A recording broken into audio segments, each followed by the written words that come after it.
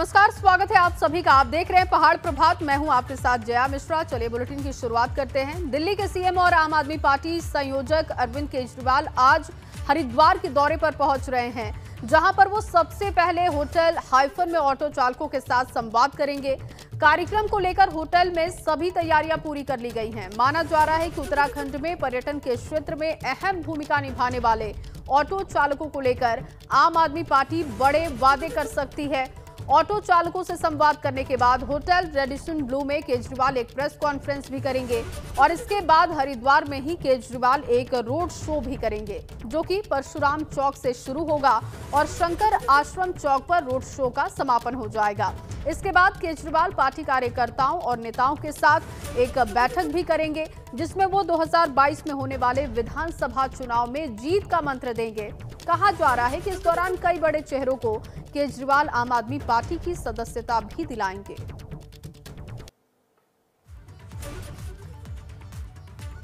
तो केजरीवाल का मिशन उत्तराखंड और आज एक दिन के दौरे पर केजरीवाल पहुंच रहे हैं। ऑटो चालकों से संवाद के बाद वो प्रेस कॉन्फ्रेंस करेंगे और परशुराम चौक से शंकर आश्रम चौक तक रोड शो उनका होगा। पार्टी नेताओं के साथ, कार्यकर्ताओं के साथ मीटिंग भी होगी और जानकारी इस बात की भी है कि कई बड़े चेहरों को वो पार्टी में शामिल भी करा सकते हैं। तो हरिद्वार के दौरे पर केजरीवाल होंगे। 2022 को लेकर अपनी जमीन आम आदमी पार्टी मजबूत कर रही है और इसी कड़ी में अरविंद केजरीवाल का हरिद्वार दौरा बेहद अहम है। केजरीवाल जी जो है सुबह 11:30 बजे यहाँ पे आ जाएंगे और यहाँ पे आने के बाद सबसे पहला प्रोग्राम जो है उनका ऑटो वालों के साथ ऑटो संवाद है। उसके बाद रेडिसन में उनका पीसी है पत्रकारों के साथ। आगे क्या प्लानिंग्स है हमारी उसके बारे में केजरीवाल जी सब बताएंगे। उसके बाद रोड शो है हमारा, जो हरिद्वार में ऋषिकुल से शुरू होगा और शंकर आश्रम चौक तक जाएगा, जिसमें हमारे आसपास के जितने भी कार्यकर्ता हैं उस रोड शो में सम्मिलित होंगे। रोड शो करने के बाद केजरीवाल जी वापस आएंगे रेडिसन होटल में। यहाँ पे जितने प्रभारी हमने तय किए हैं उनके साथ एक छोटी मीटिंग होगी। उसके बाद वो यहाँ से वापस चले जाएंगे। और इस खबर पर ज्यादा जानकारी के साथ रवि कैंतुरा मेरे सहयोगी मौजूद हैं देहरादून से। रवि, आज अरविंद केजरीवाल हरिद्वार के दौरे पर होंगे, कितने बजे पहुंचेंगे, क्या उनका कार्यक्रम रहने वाला है? बिल्कुल जी, देखिए अरविंद केजरीवाल आज हरिद्वार पहुंच रहे हैं। 10:30 बजे वो जौलीग्रांट एयरपोर्ट पहुंचेंगे और उसके बाद वो वहां से हरिद्वार के लिए रवाना होंगे। 11:30 बजे हरिद्वार में पहुंचकर एक बहुत ही जो संवाद एक बहुत महत्वपूर्ण उन्होंने रखा है वो टैक्सी चालकों के साथ है, ऑटो चालकों के साथ है। और इस संवाद जो है अरविंद केजरीवाल सीधी बातचीत करेंगे टैक्सी और ऑटो चालकों के साथ। उसके बाद अरविंद केजरीवाल एक प्रेस कॉन्फ्रेंस करेंगे और इस प्रेस कॉन्फ्रेंस पर सबकी निगाहें इस वजह से भी टिकी हुई हैं क्योंकि अरविंद केजरीवाल का इस चुनाव को देखते हुए तीसरा दौरा उत्तराखंड का है। जब पहली बार वो उत्तराखंड आए तो उन्होंने 300 यूनिट बिजली फ्री का बड़ा वादा किया। उसके बाद जब दूसरे दौरे पर आए तो उन्होंने रोजगार गारंटी देने की जो है बात की है युवाओं के लिए। और इस बार अब वो हरिद्वार पहुंच रहे हैं। चुनाव बेहद करीब है, धर्मनगरी का ये दौरा काफ़ी महत्वपूर्ण माना जा रहा है क्योंकि आम आदमी पार्टी इस वक्त वो पार्टी उत्तराखंड में है जो पहली बार 70 सीटों पर चुनाव लड़ने जा रही है और अपनी जो राजनीतिक ज़मीन है उसको मजबूत कर रही है। ऐसे में एक रोड शो आज हरिद्वार में अरविंद केजरीवाल का रखा गया है जो करीब 1:45 बजे शुरू होगा और 4 बजे तक चलेगा। ये परशुराम चौक से ये रोड शो शुरू होगा और शंकर आश्रम तक होगा। उसके बाद जो पदाधिकारी हैं जिनको जिम्मेदारियां पार्टी की दी गई हैं उनके साथ भी एक बैठक निजी होटल में अरविंद केजरीवाल करेंगे। कुल मिलाकर जिस तरीके से अरविंद केजरीवाल इस वक्त लगातार उत्तराखंड के दौरे पर हैं, जहां उन्होंने उत्तराखंड को आध्यात्मिक राजधानी बनाने की भी घोषणा की है, ऐसे में वो धर्मनगरी हरिद्वार पहुंच रहे हैं। चुनाव बेहद करीब होने के चलते ये माना जा रहा है कि निश्चित तौर पर इस बार भी कोई बड़ी घोषणाएं हो सकती हैं। और जिस तरीके से उनका पहला कार्यक्रम ऑटो और टैक्सी जो संचालक हैं, जो चालक हैं, उनके साथ रखा गया है, तो इसको लेकर ट्रांसपोर्ट को लेकर किस तरीके से इन लोगों के लिए बड़ी राहत का भी एक बड़ा वादा आज अरविंद केजरीवाल कर सकते हैं। इस वक्त की जो राजनीति है उत्तराखंड में, इस वक्त जो 2022 के जो विधानसभा चुनाव है अन्य चुनाव से इस वजह से भी अलग हैं क्योंकि यहाँ पर अगर देखा जाए तो कांग्रेस और भाजपा की सरकारें प्रदेश में रही हैं, लेकिन आम आदमी पार्टी ऐसी है जिन्होंने दिल्ली में सरकार बनाई, 2 बार वहां पर जीते और ऐसे में अब 70 सीटों पर, सभी सीटों पर वो यहाँ पर लड़ रहे हैं। तो इससे निश्चित तौर पर भले ही अभी यहाँ पर उनकी कोई पृष्ठभूमि राजनीतिक नहीं रही है आम आदमी पार्टी की, लेकिन जिस तरीके से धीरे धीरे लोग उनके साथ जुड़ रहे हैं, उन लोगों से अपने आप को आम आदमी पार्टी मजबूत करना चाहती है। आज के दौरे को लेकर ये भी माना जा रहा है कि कई ऐसे नेता हैं जो कि आज आम आदमी पार्टी की सदस्यता अरविंद केजरीवाल उनको दिला सकते हैं। तो ऐसे में ये निश्चित तौर पर ये अरविंद केजरीवाल का आज का दौरा काफी महत्वपूर्ण उत्तराखंड में नाम कोई सामने आ रहा है क्या? किस पार्टी के नेता आम आदमी पार्टी को ज्वाइन करेंगे, क्या उनका नाम है, कोई इस तरीके की हलचल दिखाई दे रही है क्या उत्तराखंड में?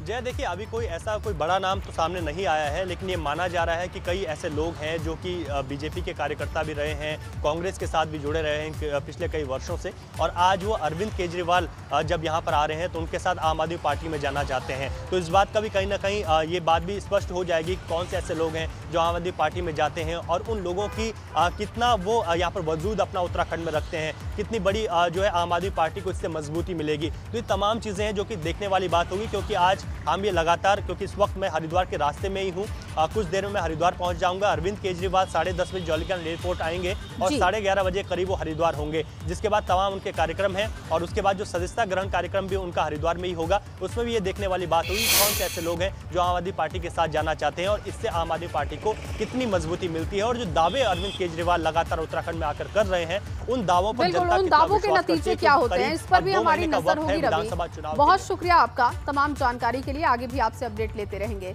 शीतकाल के लिए भगवान बद्रीनाथ के कपाट बंद कर दिए गए हैं। शनिवार को श्रद्धालुओं के अंतिम दर्शन के बाद शाम 6:45 पर भगवान बद्री विशाल के कपाट विधि विधान के साथ बंद कर दिए गए।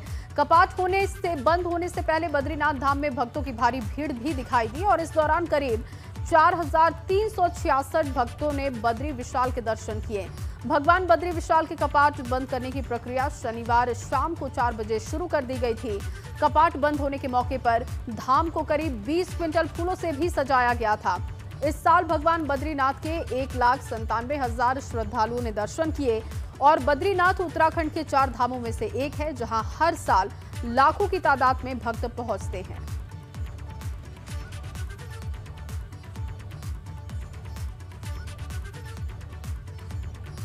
चुनावी मौसम में एक बार फिर से देवस्थानम बोर्ड का मुद्दा गर्मा गया है। केंद्र सरकार के तीनों कृषि कानून वापस लेने के फैसले के बाद अब पुरोहित मांग कर रहे हैं कि इसी तरीके से सरकार को देवस्थानम बोर्ड को भी रद्द कर देना चाहिए। ये रिपोर्ट देखिए।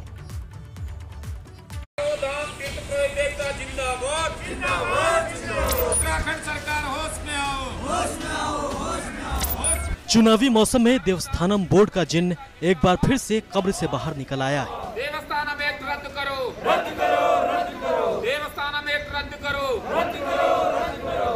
तीर्थ पुरोहित सरकार से मांग कर रहे हैं कि वो देवस्थानम बोर्ड को जल्द से जल्द वापस ले। इसके लिए 22 नवंबर को देहरादून में एक महापंचायत भी बुलाई गई है। हमारा सरकार से एक बार फिर से गुजारिश है कि वो बिना पल गवाए हुए जो है इस देवस्थानम एक्ट को वापस ले ले। यदि राज्य सरकार इस ओर गंभीर नहीं होती है और एक्ट समाप्त करने की दिशा में आगे नहीं बढ़ती है, तो इसी संदर्भ में हमने 22 तारीख को देहरादून में एक महापंचायत की महाबैठक आमंत्रित की है, जिसमें हम आगे की रणनीति को अंतिम रूप देंगे। दरअसल केंद्र सरकार ने तीनों कृषि कानून को वापस लेने का ऐलान किया है। इसी तरह से तीर्थ पुरोहित देवस्थानम बोर्ड को भी वापस लेने की मांग उठा रहे हैं। देवस्थानम एक्ट रद्द करो, रद्द करो, रद्द करो। तमाम तीर्थ पुरोहितों ने सरकार से ये मांग की है कि जिस तरह से केंद्र सरकार ने तीनों कृषि कानून वापस लिए हैं, उसी तरह से देवस्थानम बोर्ड को भंग किया जाए। हालांकि सरकार को इस पर अंतिम फैसला लेना है और ये भी कहा जा रहा है कि सरकार जल्द ही देवस्थानम बोर्ड भंग कर सकती है। कांग्रेस भी अब पुरोहितों के समर्थन में उतर आई है। उधर वन मंत्री रावत कह रहे हैं कि सरकार ऐसा कोई काम नहीं करेगी जिससे पुरोहितों का अहित हो। विधेयक उन्होंने देवस्थानम बोर्ड के रूप में लाने का काम किया है, उनको सद्बुद्धि आए, वो इसको भी वापस लेने का काम करे।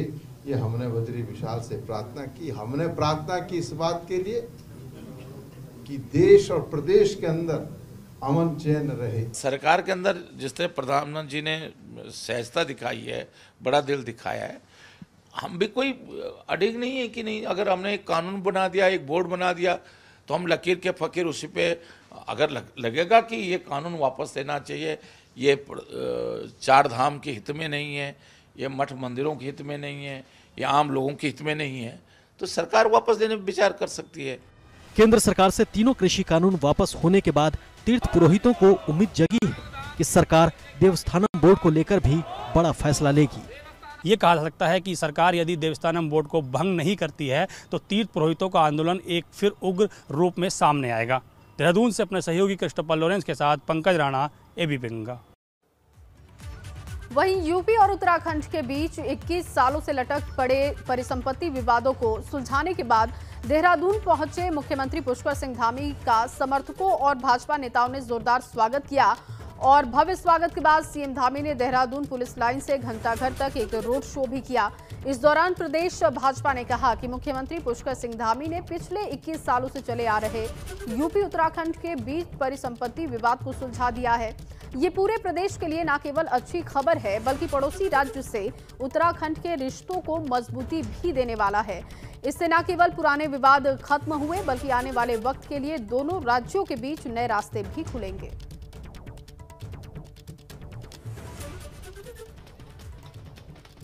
आदित्यनाथ जी का धन्यवाद करना चाहता हूं कि उन्होंने सारे प्रकरणों पर, जैसे एक छोटे भाई और बड़े भाई का जो प्रकरण होता है, आपस में परिवार का जब बंटवारा होता है, जो बिंदु हमारे यहाँ पर पूर्व से चले आ रहे थे, चाहे वो सिंचाई विभाग का बिंदु हो, सिंचाई विभाग में 5700 हेक्टेयर जो ज़मीन है उस ज़मीन का बंटवारा होना है, तो उस पर और 1700 मकान हैं, तो उन पर यह सहमति बनी है कि 15 दिन का उस पर ज्वाइंट सर्वे होगा और ज्वाइंट सर्वे के आधार पर जो उनकी आवश्यकता होगी उत्तर प्रदेश की और शेष जितना भी है सारा का सारा वो उत्तराखंड का हो जाएगा। उत्तराखंड विधानसभा चुनाव को लेकर आखिर कैसी सियासी बयार बह रही है, लोग क्या सोच रहे हैं, लोग किन बातों पर चर्चा कर रहे हैं, उनके मुद्दे क्या हैं, ये समझने के लिए, ये जानने के लिए बहुत जरूरी है कि आखिर क्या चल रहा है। अब हम आपको लेकर चलते हैं देहरादून, जहां हमारे संवाददाता रवि कैंतुरा लोगों से पूछेंगे कि 2022 चुनाव से पहले उनके दिल और दिमाग में क्या चल रहा है।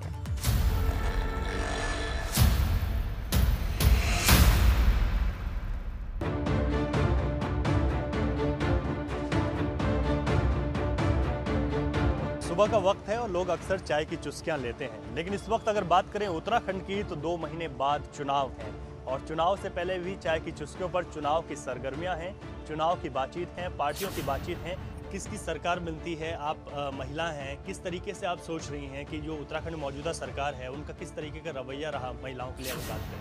कोई कुछ भी नहीं हुआ अब तक, क्योंकि फॉर्म्स आते हैं, लेट हो जाती है, रिजल्ट नहीं आते हैं, तो इस वजह से इस तरीके की नाराजगी तो रही है कि लगातार अगर यहाँ पर बात करें। मैम आप बताइए क्या नाम है आपका? मेरा नाम अंजलि है। अंजलि जी, क्या लग रहा है, चुनाव भी नज़दीक हैं, चाय की चुस्कियाँ, कामकाजी महिला हैं, रोजगार से जुड़ी हुई हैं, किस तरीके का लगता है कि गवर्नमेंट ने कितना काम किया है रोजगार को लेकर? गवर्नमेंट का मैं ज़्यादा तो मैं अपने काम में बिजी रहती हूँ, इतना मैं ध्यान भी नहीं देती क्योंकि सरकार कुछ कर ही नहीं रही है ना महिलाओं के लिए। महिला उठे भी तो कैसे उठे, अपने लिए कुछ सवाल मांगे भी तो कैसे मांगे, क्योंकि अपना ही इनका कम नहीं होता तो दूसरों का क्या सुनेंगे। बस मैं तो ये चाहती हूँ कि जैसे अगर सरकार अब की बार जो आए तो महिलाओं की ज़रूर सुने, महिलाओं की इच्छा पूरी करे, उनके बच्चों के लिए सोचे और जो वृद्धा महिलाएं होती हैं उनकी पेंशन के बारे में सोचे ताकि उनको कोई दिक्कत परेशानी ना हो आगे चल के। बस यही चाहते हैं अगली सरकार कुछ ऐसा ही लाए। अच्छा, इस वक्त जो सबसे खास बात है, क्योंकि 2 महीने बाद चुनाव है, आपके पास सबसे बड़ा जो हथियार है वो मत देना है कि मतदान जब करेंगे तो उसी की सरकार बनेगी जो जनता चुनेगी, तो क्या सोच है इस बार?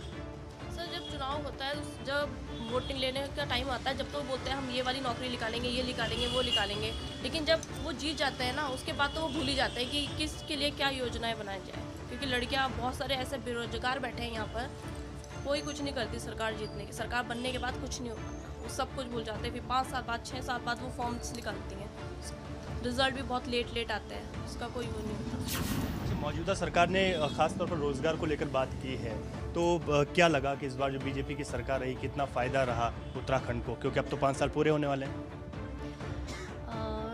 सर ऐसी बात नहीं है, करने को किया है, ऐसा नहीं कह सकते कि कुछ भी नहीं किया है महिलाओं के लिए, करने को किया है और नहीं भी किया है, मैं ऐसा कुछ कह सकती हूँ क्योंकि कई सारे मेरे साथ के हैं जो मुझे बोलते हैं कि मतलब ऐसा सरकार ने नहीं किया, ऐसा करते तो शायद ऐसा हो जाता। अगर चीज़ें लेके जोड़े तो शायद कुछ नहीं भी किया और किया भी है, तो मैं ज़्यादा कुछ नहीं बोल सकती क्योंकि देखो वो भी सरकार है, उन्हें भी देखना है अपना, वो भी चला रहे हैं, हम भी जी रहे हैं, बस यही है। बातें होती हैं। अब देखिए ये भाई साहब हैं, यहाँ पर तंदूरी चाय बनाते हैं, इनकी अपनी शॉप है। भाई साहब क्या कह रहे हैं, आप क्या कहना चाहते हैं? सर हम यही कहना चाहेंगे कि देखिए कोई भी चीज़ छुपी नहीं रहती है, जो भी हम काम करते हैं और अच्छा काम करेंगे उसको कितना भी छुपा लिया जाए विरोधी दल के द्वारा या किसी भी व्यक्ति के द्वारा कोई भी काम, तो किसी न किसी सामने निकल कर आ ही जाता है और कोई भी झूठ भी ज़्यादा दिनों तक नहीं छुपता। तो रही बात सर सरकार आने की, मैं यही कहूँगा जो जनता जिसको पसंद करती है उसकी सरकार डेफिनेटली आएगी ही आएगी। कौन से ज़िले से हैं आप? चमोली जिले से हूँ, कर्णप्रयाग से। चमोली ज़िले आप युवा हैं, अभी जो मौजूदा सरकार है 57 सीटें पहली बार किसी गवर्नमेंट को मिली, आप लोगों की बदौलत, जनता की बदौलत। किस तरह का कार्यकाल देखा है आप, क्योंकि 2 महीने रह गए 5 साल पूरे होने वाले? जी, बीजेपी का कार्यकाल अगर हम देखें तो संतोषजनक रहा है। मोदी जी का जो कार्यकाल है और डबल इंजन की जो सरकार बोल रहे हैं, तो उत्तराखंड में आप जो भी बड़े प्रोजेक्ट्स देखेंगे, ऑल वेदर रोड हो या रेलवे प्रोजेक्ट हो, तो काफ़ी काम हुआ है और विशेषकर पहाड़ में बहुत काम हुआ है। लोगों को थोड़ा पलायन से मतलब हम कह सकते हैं थोड़ा सा, अभी इतना तो नहीं लेकिन कुछ हद तक पलायन पे वहाँ पे रिवर्स पलायन जो हो रहा है उससे संतुष्टि। जो मुख्य विपक्ष है कांग्रेस, वो तो कह रहा है कुछ नहीं किया और इस बार जनता कांग्रेस को चुनने वाली है, ऐसा कुछ है? किस तरीके की सरगर्मियाँ हैं प्रदेश में? मैं विशेषकर चमोली की बात करूं तो चमोली में कुछ जो ये जितने पहाड़ में प्रोजेक्ट्स हो रहे हैं उस हिसाब से, और फिर मोदी सरकार का 5वां सैन्य धाम के रूप में जो चमोली जिले से शुरुआत करी है, और सैन्य धाम जो है हमारे विशेषकर पहाड़ के जो युवा हैं वो भारतीय सेना में इच्छुक वो रखते हैं, तो इसलिए उनका विशेषकर मोदी जी का भी यहाँ पे लगाव रहा है। तो मैं समझता हूँ कांग्रेस अपने सरकार के लिए कुछ ना कुछ अगर भ्रमित वाली बातें बोले तो युवा नहीं आएगा। युवा अब यहाँ पर मिले हैं, महिला शक्ति यहाँ पर मिली हैं, तो उनके बीच किस तरीके की चर्चाएं हैं, ये काफ़ी महत्वपूर्ण है। मिली जुली बातें हैं, कुछ संतोषजनक सरकार का कार्यकाल माना जा रहा है, कुछ असंतुष्टियां भी हैं रोजगार को लेकर, कुछ असंतुष्ट भी महिलाएं नजर आई हैं। लेकिन इतना ज़रूर है कि चुनावी सरगर्मियाँ पूरी तरीके से तेज़ हैं और जिस तरीके से कुल्हड़ वाली जो चाय है, जो तंदूरी चाय उबल रही है, इसी तरीके से जो बातचीत है वो भी बातचीतें कहीं ना कहीं उत्तराखंड में तेज़ हो चली हैं। अपने सहयोगी निशांत चौहान के साथ रवि कैंथुरा, ABP गंगा, देहरादून।